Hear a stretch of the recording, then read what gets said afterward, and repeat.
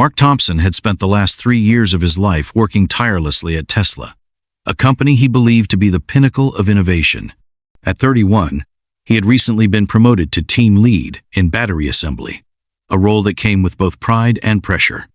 Every morning, he walked through the massive Tesla factory in Fremont, California, ready to tackle the day's challenges.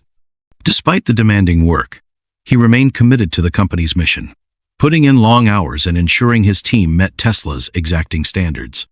On this particular morning, the factory buzzed with nervous energy. A rare all-hands meeting had been scheduled, and word quickly spread that Elon Musk himself would be attending. Employees rushed to make last-minute adjustments, knowing that even the smallest detail could draw the billionaire's attention. Mark, ever the perfectionist, ensured his station was in top shape before heading to his locker.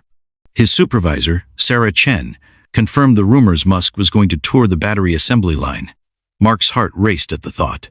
As team lead, he might have to answer questions directly from the CEO, a task both thrilling and terrifying. His morning was a blur of preparation, briefing his team, and double-checking every station. By the time he arrived at the main auditorium for the meeting, the room was packed with engineers, supervisors, and other team leads.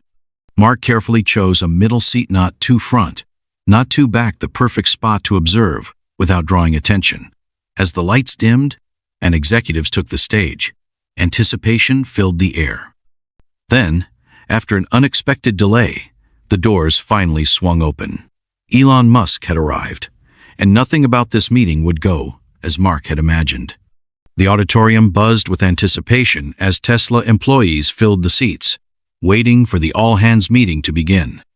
Mark Thompson sat in the middle of the room, notebook in hand, trying to steady his nerves. Rumors swirled about what the meeting would cover: layoffs, a new gigafactory, even a cryptocurrency announcement. Executives sat on stage in crisp suits, checking their phones impatiently.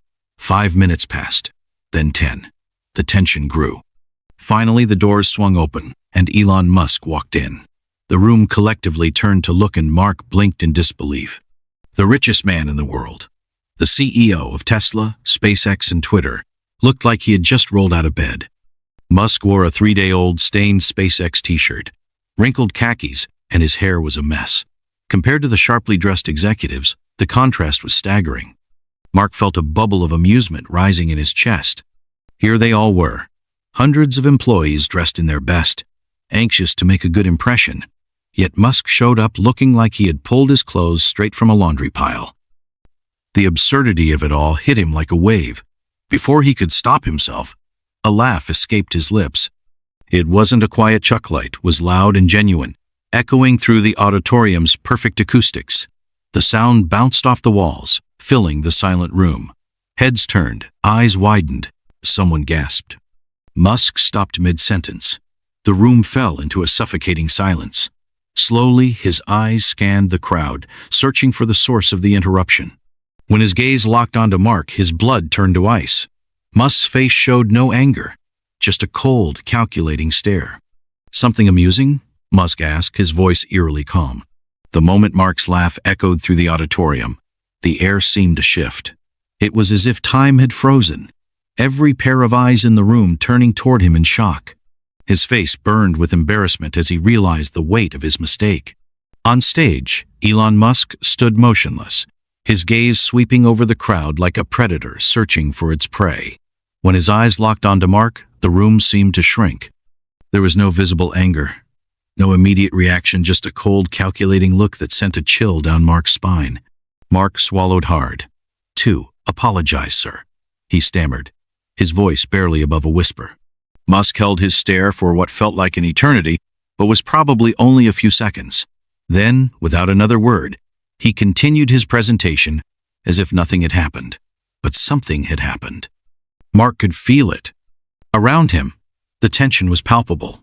The people who had been casually chatting with him before now sat rigidly, their gazes firmly fixed on the stage. Jennifer from legal, who had introduced herself just moments ago, subtly shifted away, putting distance between them. The once buzzing atmosphere had turned ice cold. By the time the meeting ended, Mark felt like a marked man. As employees filed out, hushed conversations broke out. but no one spoke to him. A few stole quick glances in his direction, then looked away just as quickly. "Can't believe he did that," someone whispered behind him.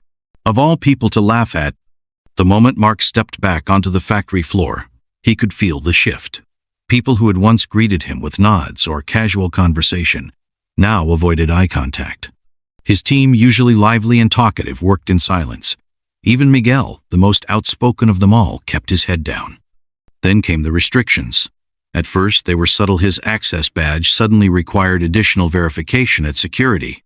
His usual parking spot was reassigned, forcing him to park far from the entrance. Emails he sent started bouncing back. When he tried to access certain work systems, he was met with authorization pending messages. By midday, Sarah, his supervisor, called him into her office. Her face was tight with concern.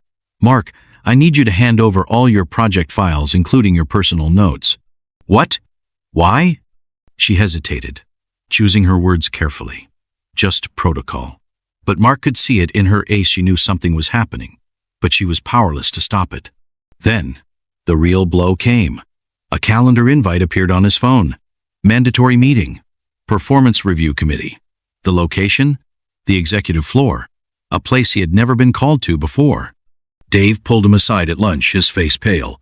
"Mark, they're asking questions. Internal Affairs is digging through everything: your badge logs, your timesheets, even your expense reports." "What are they looking for?" Mark asked, his stomach sinking. Dave's voice dropped to a whisper. "Anything they can use." That afternoon, Mark's badge access was downgraded again. He now needed a security escort to enter certain areas. His isolation was complete. By the end of the day, one thing was clear: this wasn't just about a laugh. They were building a case against him, and he had no idea how far it would go. By the end of the week, Mark Thompson was no longer just an employee under scrutiny, was a target. The quiet avoidance from colleagues turned into complete isolation. People physically moved away from him in the cafeteria. Conversation stopped when he entered a room. His access to company systems had been reduced to almost nothing. Then came the final blow. He was summoned to a high-level meeting with HR and legal. The room was colder than he expected, and across the long conference table sat Jennifer from legal, 2 internal affairs officers, and a man he didn't recognize.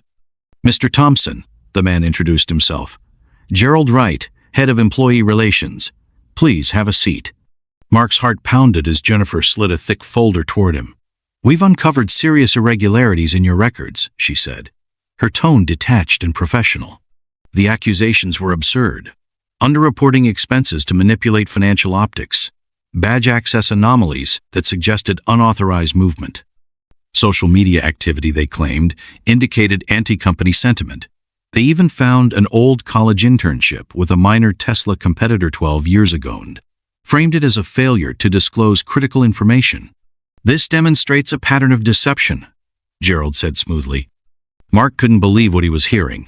His protests were met with blank stares. Every defense he offered was twisted against him. Finally, Gerald closed the folder. "Given the severity of these findings, we have no choice but to terminate your employment, effective immediately."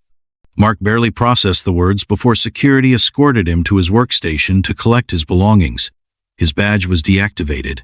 His company accounts were wiped. As he drove home, his phone buzzed with a final message from an unknown number. "Actions have consequences, Mr. Thompson." Mark Thompson thought losing his job was the worst of it, but the real nightmare had just begun. The morning after his termination, his financial accounts were frozen without explanation. His credit score plummeted overnight, and every attempt to apply for a new job ended in rejection. Recruiters, who had once been eager to work with him, suddenly stopped responding. His LinkedIn account was suspended, and even his personal email began flagging suspicious activity messages. Then came the intimidation. A black Model S seemed to follow him wherever he went, parked outside his apartment, trailing him on the road, idling near his usual coffee shop. Friends and former colleagues distanced themselves. Even his mother called, panicked, after reporters appeared at her house, asking about his history of workplace misconduct. Just when it seemed like he had nowhere left to turn, Mark found Phoenix Renewables, a small but ambitious startup working on battery recycling. Unlike Tesla, Phoenix embraced those cast aside by big tech engineers, designers, and thinkers. who had questioned authority and paid the price. Mark threw himself into the work, using his knowledge from Tesla to help refine their battery process. Within months, their technology outpaced industry standards, catching the attention of major players including Tesla. 2 years later, Mark found himself sitting across from Elon Musk, once again this time as the head of development at Phoenix Renewables. Tesla, struggling with outdated recycling methods, now wanted to partner with Phoenix. Musk eyed him curiously. "I have to admit, this is impressive." Mark smiled. "Sometimes the best ideas come from those who aren't afraid to think differently." The partnership was signed. The Model S surveillance vanished. And for the first time in years, Mark laughed this time, on his own terms.